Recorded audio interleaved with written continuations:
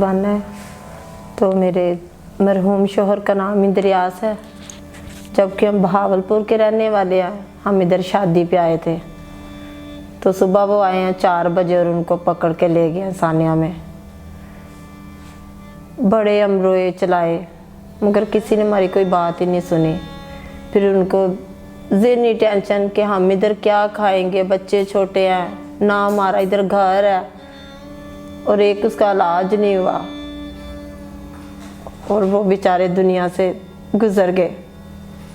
3 साल जेल में वो अजियत में रहे। फिर उसके बाद वो दुनिया से, उसके बाद हमने इतनी मुश्किलें बर्दाश्त की है ना, बहुत ज़्यादा। रोटी तो भी परेशान हो गए, ना थे बच्चों लिए कपड़ा ना रजाइयाँ, क्योंकि जो कुछ है असी बेच के तो असी खाते रहे। बर्तन मिसान असी वो भी असी बेच दिते जिहड़े साडे को पे सी नवे, हर चीज़। बस मुश्किलातां ते मुश्किलातां आंदियां रहियां, ना बिजली दा बिल देण नूं, ना बच्चों दियां स्कूल दियां फीसां। कच्चे वाले बच्चे पढ़ते उन्हां दी जिंदगी खराब हो गई। बहुत परेशानियां आईयां साडी जिंदगी च। ते सब जानते हैं कि जिहड़ी औरत दा सिर तो शोहर चला जाता ना, उहदी किसी माशरे च कोई कदर नहीं हुंदी, ना माँ प्यो च ते ना ससुराल च। सिर्फ बच्चों की एक माँ रह जाती, बकाया कोई रिश्ता नहीं उहदा हुंदा, ना भैनां दा, ना माँ दा, ना सहुरियां दा। सिर्फ एक माँ हुंदी है, होर उहदा कोई रिश्ता नहीं जी हुंदा।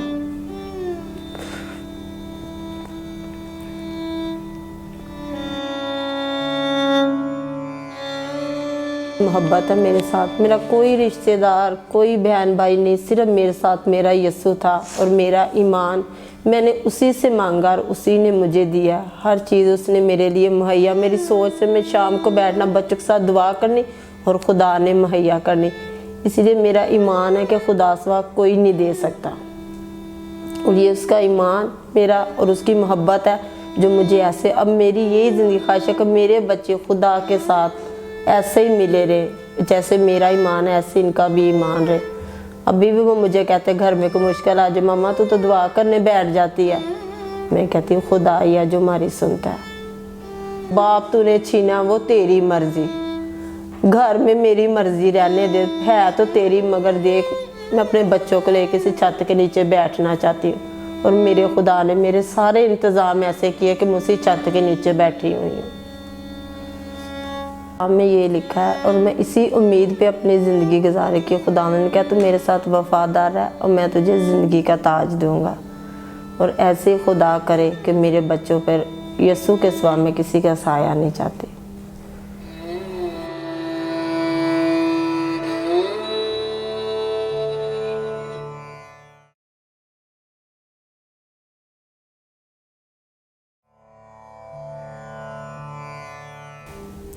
मेरा नाम महविश है और मैं जहानाबाद नंबर 2 से बिलोंग करती हूँ। और मैं फैक्ट्री में काम करती थी, कंबाइंड फैक्ट्री में, वहाँ पे काम करती थी। और मैं जॉब के लिए जा रही थी और रोड में एक कार आई और उन्होंने मुझे गन पॉइंट पे अगवा किया और उन्होंने फिर मुझे एक दूसरे शहर में ले गए। वहाँ पे उन्होंने मुझे कहना कि अपने कुरान शरीफ पढ़ो, और उसके हवाले से तो अभी भी जो अंग्रेज उन्होंने ज़बरदस्ती मुझसे कुरान कबूल करवाया कि इस्लाम में आओ, निकाह करवाया ज़बरदस्ती। उसके बाद ये सारी उन्होंने फिर मुझे वहाँ से, फिर मैं राब्ते में अपने घर वालों से मुश्किल से वहाँ से राब्ता करके वहाँ से भागने की कोशिश की और अब मैं अपने घर पे आ गई। और अब मुझे ये सारी चीज़ें भी फेस करनी पड़ रही है कि उसके बाद मेरे घर वालों को भी चीज़ें फेस करनी पड़ी मुझे कि मेरी जॉब भी चली गई, घर वालों की चली गई। घर वाले जो रिश्तेदार हैं वो मिलने से इनकार के अपनी मर्ज़ी से बातें बनाई हैं उन्होंने। अभी भी वो घरेलू हर चीज़, बाहर निकलने से लोगों का देखना, लोग देख के बातें करते हैं। इसी वजह से मैं बहुत ज़्यादा अपनी लाइफ में डिसहार्ड हो गई हूँ कि ऐसा मेरे साथ हुआ। बस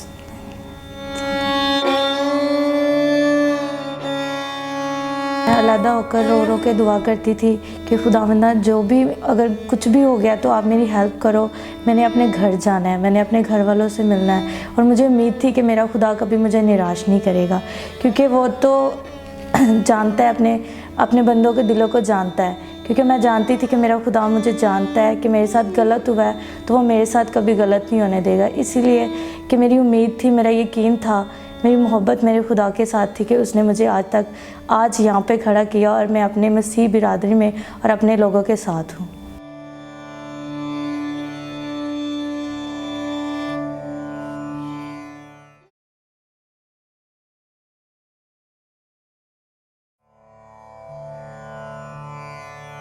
है और मेरे पापा जी का नाम पास्टर आफ्ताब गिल है। मेरा ताल्लुक़ मुरीदके से है। मुरीदके जिस जगह पर हम रहते थे वहाँ पे टोटली जो है वो मुस्लिम है, वो ज़्यादा स्ट्रेंथ में है।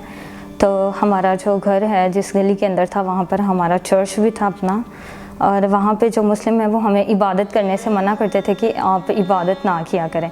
लेकिन हम बहुत ज़्यादा मोटिवेटेड थे, खुदा के साथ फेथ में थे, क्योंकि खुदा ने हमें निजात दी है, हम उसकी निजात का गहरे तौर पर तजर्बा कर चुके थे। इस वजह से हम लोग उसके साथ जो अपनी ज़िंदगी बसर करना चाहते थे। तो ये हुआ कि उन्होंने हमें इबादत से मना किया। इवन दो हमारा चर्च वगैरह भी जो है वो तोड़ दिया गया, हमें घर से बाहर भी निकाल दिया गया, लेकिन हम खुदा के साथ जुड़े रहे। तो ये एक दिन ये हुआ था कि जहाँ पे मैं एकेडमी जाती थी वहाँ पे भी सारे मुस्लिम थे, मैं अकेली वहाँ पे क्रिश्चियन थी। तो मेरा रजिस्टर जो है वो किसी तरीके से वहाँ रह गया था, उसके ऊपर लिखा हुआ था कि यीशु के लहू से निजात मिलती है। मेरी टीचर ने वो रजिस्टर जो है वो पकड़ लिया और उसने वहाँ से पढ़ लिया कि यीशु के लहू से निजात मिलती है। तो वो मेरे पास आई और मुझसे कहा कि आपके रजिस्टर पे ये लिखा हुआ है, ये तो सरासर कुफर है। और मुझसे कहने लगी अस्तगफिरुल्लाह नाउज़ुबिल्लाह, आप किस तरह से ये कह सकते हैं। फिर उन्होंने जहाँ पर मैं बैठती थी वहाँ पे गर्मियों के दिनों में जून जुलाई में पंखा वगैरह बंद कर देना, और ठीक 2 दिन के बाद मुझे कहा कि आप इस एकेडमी में नहीं पढ़ सकती। इस तरह से मसीह होने के नाते से तासुब रखा गया और बहुत ही अजीब नज़रों से हमें देखा जाता था, क्योंकि हम लोग मसीह हैं। फिर मेरे पापा को कुछ ही दिन के बाद किडनैप कर लिया गया और फिर हमें कहा गया कि अगर आप अपने पापा की सलामती चाहते हैं, उनकी ज़िंदगी चाहते हैं तो इस्लाम कबूल कर लें। लेकिन हम लोग जो हैं वो घर से भाग गए, मैं और मेरी मम्मा। फिर जहाँ पर भी हम जाते थे हमारे आगे हमारे रिश्तेदार जो हाथ जोड़ते थे कि यहाँ से चले जाएं, क्योंकि हमें भी आपकी वजह से कोई ना कोई नुकसान पहुँच जाता है। इस तरह से हमारी ज़िंदगी में ये मुश्किलात पेश आई, बहुत सारे चैलेंजेस जिनका सामना करना पड़ा, लेकिन खुदावंद का शुक्र है कि हम खुदावंद में मजबूत हैं।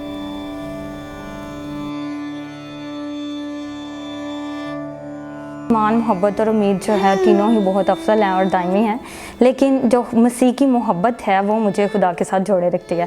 बाइबल मुक़द्दस में यूहन्ना 3:16 में लिखा हुआ है कि खुदा ने दुनिया से ऐसी मोहब्बत रखी कि उसने अपना इकलौता बेटा बख्श दिया ताकि जो कोई इस पर ईमान लाए हलाक ना हो बल्कि हमेशा की ज़िंदगी पाए। मैं समझती हूँ कि दूसरे मज़ाहब जो है हमें हमेशा की ज़िंदगी नहीं दे सकते, सिर्फ़ और सिर्फ यीशु मसीह जो है वो वाहिद हस्ती है जो हमें हमेशा की ज़िंदगी दे सकता है। और ये भी है कि जब मेरे पापा को किडनैप किया गया तो मैं सुसाइड करना चाहती थी, लेकिन खुदा जो है मुझसे हम कलाम हुआ, उसने कहा कि मैंने तुम्हें ज़िंदगी इसलिए नहीं दी कि तुम इस ज़िंदगी को ज़ाया करो, बल्कि मैं तुमसे तुम्हारी ज़िंदगी में काम लेना चाहता हूँ। और ये भी है बाइबल में लिखा है कि शेर बब्बर के बच्चे भूखे और हाजतमंद रह सकते हैं, लेकिन मेरे तालिब हरगिज़ भूखे ना होंगे। तो इस तरह से जो खुदा की मोहब्बत है इस पर मैं कायम हूँ, और खुदा ने मुझसे मोहब्बत रखी है और अपनी जान दे दी है, तो फिर मैं अपनी जान को ज़ाया क्यों करूँ, बल्कि मैंने खुदा में और ज़्यादा मैं मजबूत हो गई कि वाकई खुदा हमसे मोहब्बत रखता है और हमें हमारी ज़िंदगी में आगे बढ़ने का हौसला देता है। और जैसे जैसे हालात आते गए खुदा मुझसे बोलता गया। खुदा ने कहा कि अपनी सारी फ़िक्रें जो हैं वो मुझ पे डाल दो, क्योंकि मुझे तुम्हारी फ़िक्र है। अगरचे हमारा जो घर है वो हमसे छीना गया, लेकिन फिर भी खुदा का ये फ़ज़ल है कि हम आज भी ज़िंदा हैं, तो ये उसकी मोहब्बत की बना पर ही है।